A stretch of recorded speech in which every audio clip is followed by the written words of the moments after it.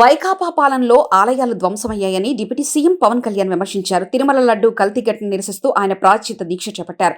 గుంటూరు జిల్లా నంబూరులో దశావతార వెంకటేశ్వర స్వామి ఆలయంలో స్వామివారికి ప్రత్యేక పూజలు నిర్వహించి దీక్ష ప్రారంభించారు. 11 రోజుల పాటు ఆయన దీక్ష కొనసాగించనున్నారు. అనంతరం తిరుమల శ్రీవారిని దర్శించుకోనున్నారు. దీక్ష చేపట్టిన అనంతరం పవన్ కళ్యాణ్ మాట్లాడారు. గత ప్రభుత్వంలో రథాలు తగలబెట్టారని, ఆలయాలను అపవిత్రం చేశారని విమర్శించారు. రాముడి విగ్రహంలో తల తొలగిస్తే ఆనాడు పోరాడమన్నారు. ఏ మతమైనా మనోభావాలు దెబ్బతినకూడదన్నారు. ప్రసాదాల కల్తీ, నాణ్యత లేమి గురించి గతంలో చెప్పామని పవన్ గుర్తు చేశారు. ఈ సందర్భంగా జగన్ తీరుపై తీవ్ర స్థాయిలో ఆయన ఆగ్రహం వ్యక్తం చేశారు. కొద్ది రోజులుగా మనకి తిరుమలలో జరిగిన అపచారం మనకి బయటకు వచ్చింది. స్వామివారి ప్రసాదం గత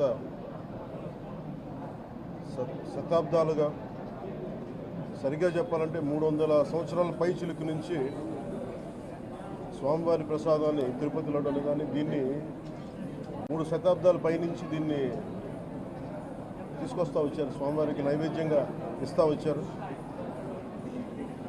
ఈ మహాప్రసాదంగా భావిస్తాం దేశం అంతా.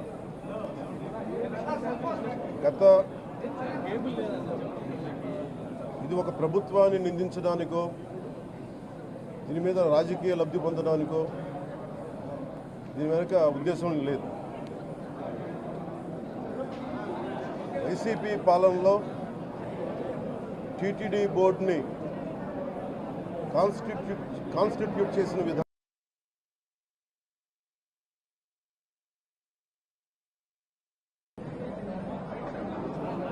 ఏ గుడైనా సరే భక్తుల మనోభావాలు దెబ్బతినకుండా, ఆచార వ్యవహారాల్ని నిర్వీర్యం చేయకుండా, అపరాధం వాటిల్లకుండా ముందుకు తీసుకెళ్లాల్సిన అవసరం ఉంది.